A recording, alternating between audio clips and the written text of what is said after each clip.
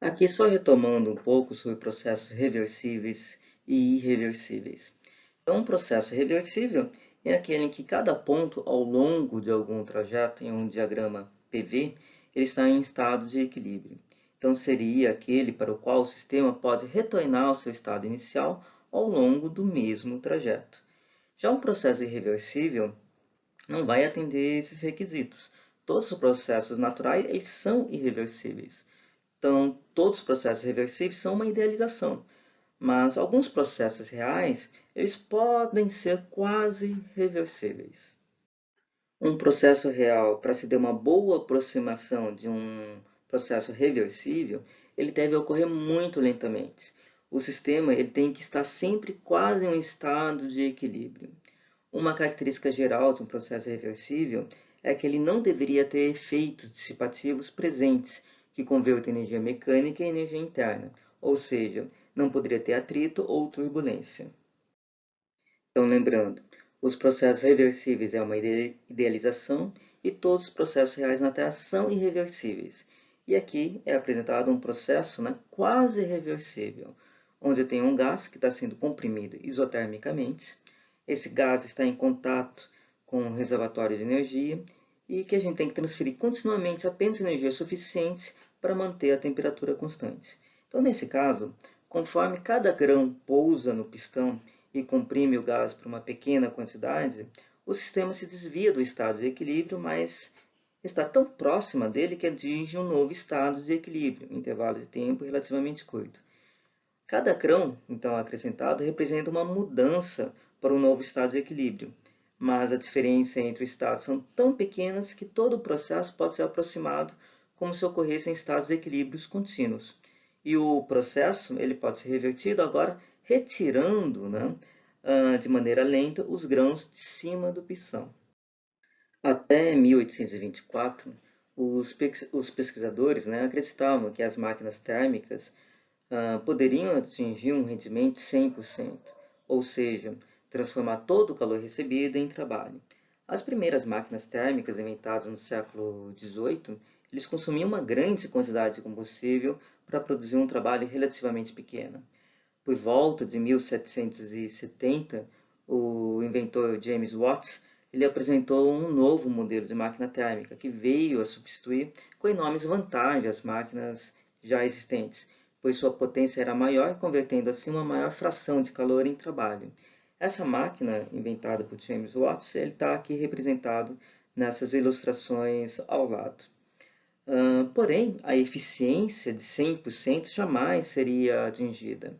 A máquina a vapor de Watt passou a ser amplamente usada nas fábricas, sendo considerada como um dos fatores que provocaram a famosa Revolução Industrial.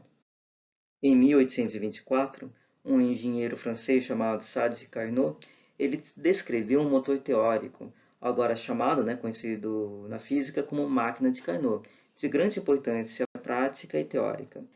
Carnot concluiu em seu livro que a perda de calor pelas máquinas térmicas era uma consequência natural, por se usar calor como fonte de obtenção do trabalho.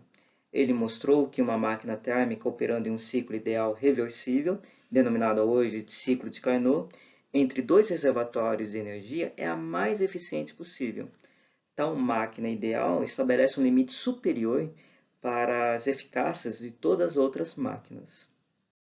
E chegamos no Teorema de Carnot, que diz que nenhuma máquina térmica real operando entre dois reservatórios de energia podem ser mais eficientes que uma máquina de Carnot operando entre os mesmos dois reservatórios.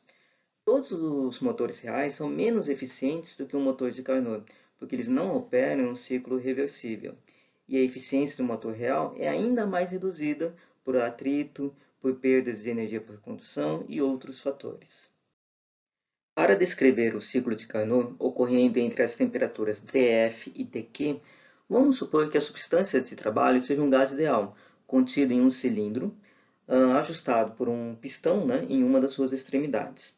As paredes do cilindro, assim como o pistão, eles são feitos de materiais não condutores. Apenas a base do cilindro ele pode, às vezes, trocar energia com uma base térmica e, às vezes, essa base térmica ele é feita por um material não condutor.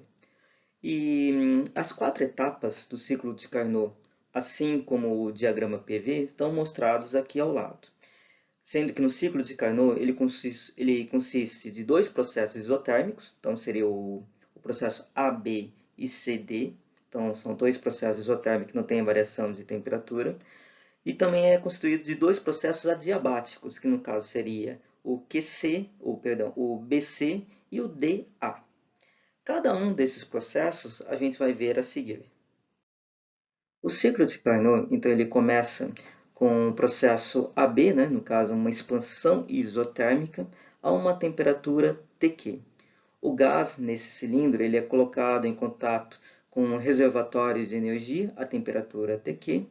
Durante a expansão, o gás, né, ele absorve uma energia QQ do reservatório pela base do cilindro e o gás vai realizar um trabalho AB para subir o pistão.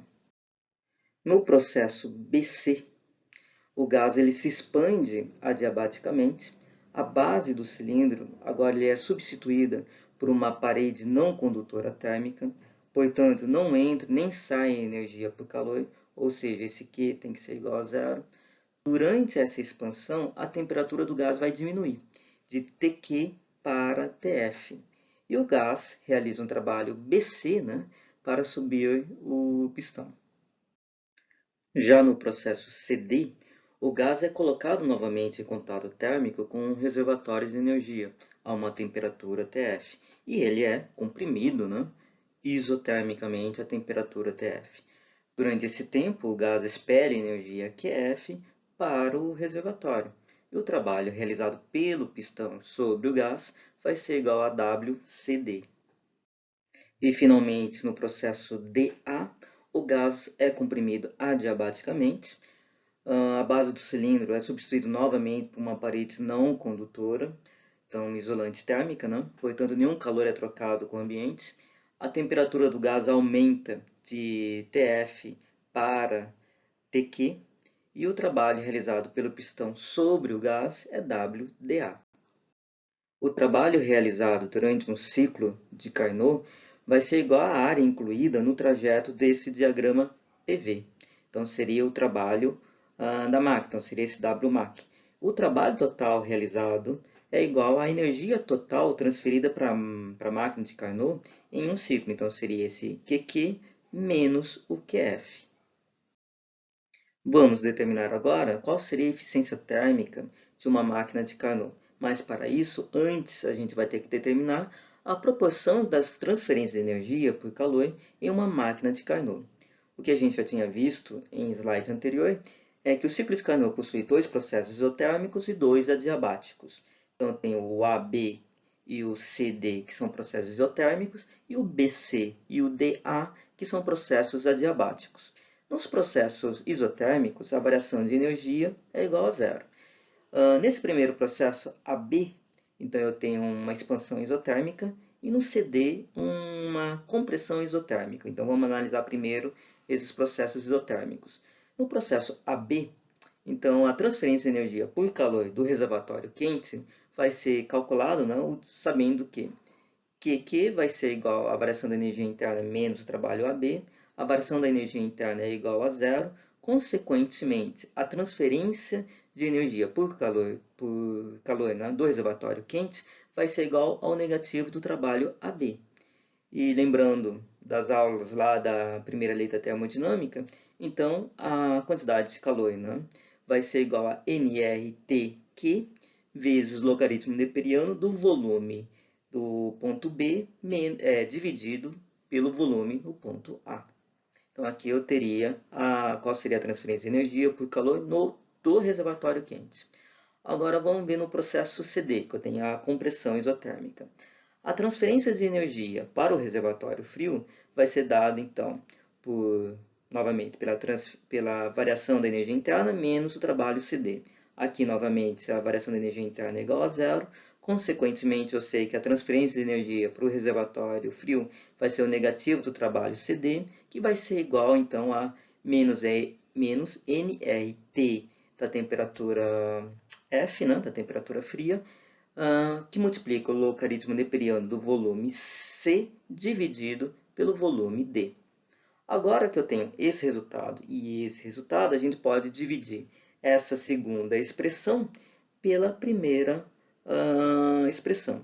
Sendo assim, eu teria que QF sobre QQ vai ser igual a TF sobre TQ, que multiplica o logaritmo neperiano VC sobre VD, dividido pelo logaritmo neperiano de VB, dividido por VA. Agora vamos analisar os dois processos adiabáticos. Então eu tenho o processo BC, que é um processo de expansão adiabática, e eu tenho o processo DA, que é um processo de compressão adiabática. A gente tem que lembrar que lá pela primeira lei da termodinâmica, que nos processos adiabáticos, tanto a pressão e o volume e a temperatura elas variavam. No entanto, a gente viu que lá pela teoria cinética dos gases, que a combinação de algumas variáveis permaneciam constantes no processo adiabático.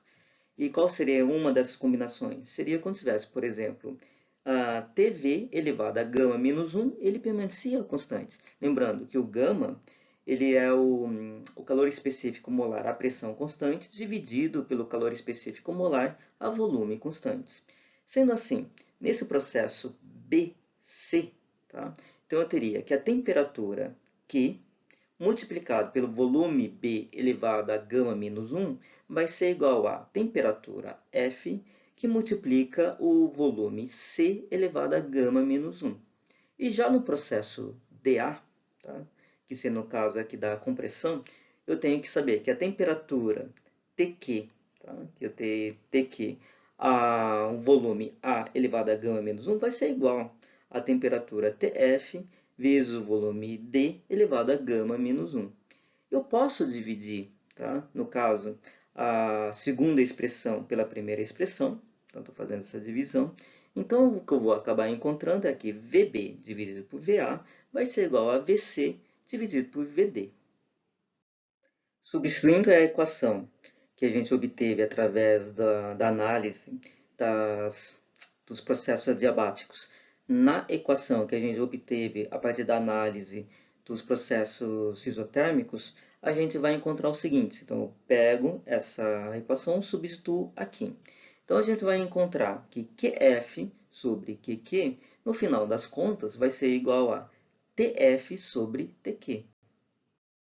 Retomando a equação da eficiência térmica de uma máquina, que é dada por E igual a 1 menos QF sobre QQ, e pegando o resultado que a gente obteve do slide anterior, onde a gente pegou, que descobriu, né, que QF sobre QQ é igual a TF sobre TQ, então a gente pode pegar isso que seria do ciclo de Carnot, né, para a máquina de Carnot, e substituir aqui nessa equação. Aí então a gente encontraria qual seria a eficiência térmica de um motor de Carnot.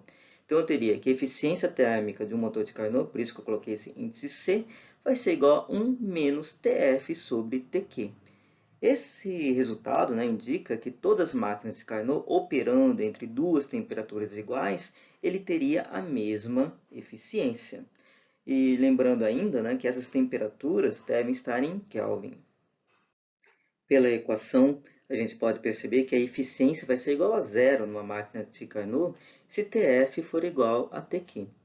E a eficiência também ele vai aumentar conforme o TF é diminuído e TQ é elevado. A eficiência seria apenas de 100% se esse TF, né, no caso, fosse igual a 0 Kelvin.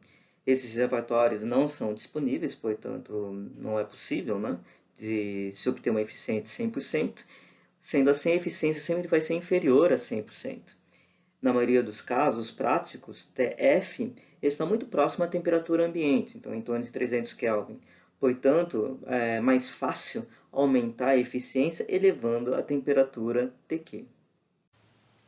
Aqui eu tenho um bom simulador do ciclo de Carnot, onde nesse simulador eu posso analisar o processo, né, de maneira dinâmica. Então, por exemplo, ao clicar aqui no botão verde, ele está mostrando como que seria o ciclo de Carnot, os processos que estão ocorrendo, a sua variação de temperatura. Aqui eu tenho o pistão, né, sendo comprimido ou sendo expandido. Aqui está mostrado a expansão, que aqui em vez de E está com eta. Aqui está mostrando qual seria o processo, tá? E aqui em vermelho seria a quantidade de calor recebida na fonte quente, a quantidade de calor expelida na fonte fria e o trabalho executado pela máquina de Carnot. Então vamos analisar o processo, de repente, de maneira passo a passo, né? De repente seria mais simples. Vou colocar aqui em amarelo então, e ao clicar em amarelo eu consigo ir passo a passo. Então aqui eu estou num processo, perceba que ele vai desse ponto até esse ponto aqui. Então esse aqui seria um processo isotérmico inicial. Então, tanto é que ao fazer passo a passo, perceba que não existe variação de temperatura, tá? Isso. Então aqui ele está num processo de expansão isotérmica. Então, no processo de expansão isotérmica. Ao chegar nesse ponto que ele está com um volume de 6 decímetros cúbicos, agora ele começa por um processo de expansão adiabática. Perceba no processo de expansão adiabática, a temperatura vai cair. Tá? Então ele está caindo por causa que eu tenho um processo de expansão adiabática. Já quando ele termina o processo de expansão adiabática, agora ele vai passar por um processo de compressão isotérmica. Pelo fato de ser isotérmico, não existe variação de temperatura conforme eu estou comprimindo esse pistão. Então, aqui estou indo passo a passo. Então, perceba que não existe uma variação de temperatura nesse processo de compressão isotérmica. Apenas quando acaba o processo de compressão isotérmica e passa para uma compressão adiabática, que a temperatura aumenta até chegar nesse ponto máximo, onde o processo vai reinicializar. Então aqui tem um simulador que vocês podem trabalhar um pouco com ele, né?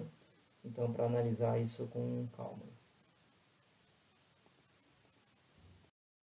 E teoricamente, uma máquina térmica com ciclo de Carnot funcionando em reverso, ele constituiria na bomba de calor mais eficaz possível. Ela determina que aquele coeficiente de desempenho máximo para certas combinações de temperatura dos reservatórios frios e quentes. No caso de um ciclo reverso do ciclo de Carnot, o coeficiente de desempenho máximo no seu modo de aquecimento, ele seria dado pelo seguinte. Então, aqui eu teria o QQ dividido por trabalho. O trabalho, no caso do ciclo de Carnot, a gente tinha visto que vai ser QQ menos o QF. Então, seria essa diferença entre o calor da fonte quente e o calor expelido na fonte fria. Ao operacionalizar essa equação, vou encontrar que isso vai ser igual a 1 sobre 1 menos QF sobre QQ. Essa razão a gente já obteve em slide anterior, e essa razão é igual a TF sobre TQ. Então, por isso que eu fiz essa substituição. Sendo assim, o coeficiente de desempenho no modo de aquecimento vai ser igual a TQ sobre TQ menos TF. Já o coeficiente de desempenho de Carnot para uma bomba de calor no modo de resfriamento vai ser igual a TF sobre TQ menos TF.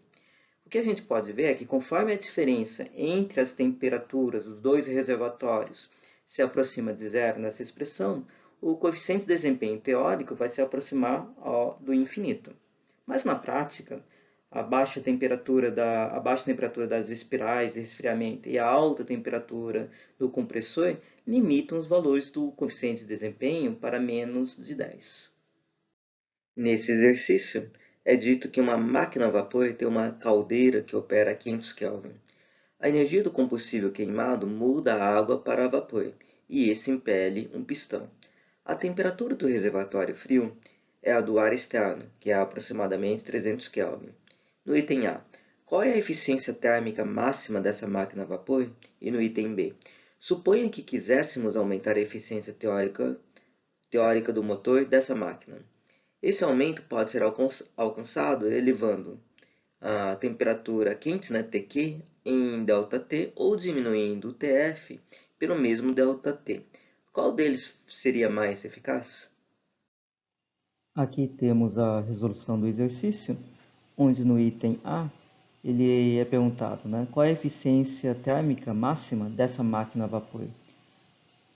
Pensando que isso aqui seria um ciclo de Carnot, está operando um ciclo de Carnot, Então, a eficiência seria igual a 1 menos TF sobre TQ. Então, seria 1 menos 300 Kelvin, que seria a temperatura do reservatório frio, dividido por 500 Kelvin, que seria a temperatura no reservatório quente. Sendo assim, a eficiência térmica máxima dessa máquina a vapor seria igual a 0,4 ou de 40%. Aí no item B, suponha que quiséssemos aumentar a eficiência teórica do motor dessa máquina. Esse aumento pode ser alcançado elevando Tq em ΔT ou diminuindo Tf pelo mesmo ΔT. Qual deles seria mais eficaz? Muito bem, então aqui a gente faz uma suposição. Poderia ser qualquer valor de temperatura, mas estou pensando que eu vou primeiro elevar em 60 kelvins em Tq, depois vou diminuir 60 kelvins em Tf.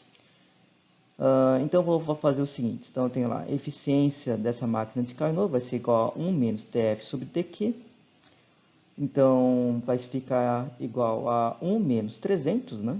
Que seria na fonte fria, dividido por 500 mais 60 na fonte quente. Então, estou aumentando em 60 Kelvin em Tq. Então, isso ficaria 1 sobre 300 dividido por 560. Então, isso daria uma eficiência de 0,464. Agora, o que eu vou fazer é diminuir em 60 kelvins em TF. Então, agora vou fazer esse procedimento. Então, tem a eficiência dessa máquina de Carnot, vai ser igual a 1 menos, né, a razão de 300 menos 60, porque eu estou diminuindo 60 kelvins da fonte fria, dividido por 500, que era a temperatura da caldeira. Muito bem, ao fazer isso, eu vou encontrar uma eficiência de 1 menos 240 dividido por 500, então isso vai dar uma eficiência de 0,52. Sendo assim, é mais eficiente, né, se você diminuir a temperatura em TF. No entanto, de maneira mais habitual, que é mais prático, seria, no caso, né, aumentar a temperatura em TQ. Embora, novamente, seria mais eficiente diminuir a temperatura em TF.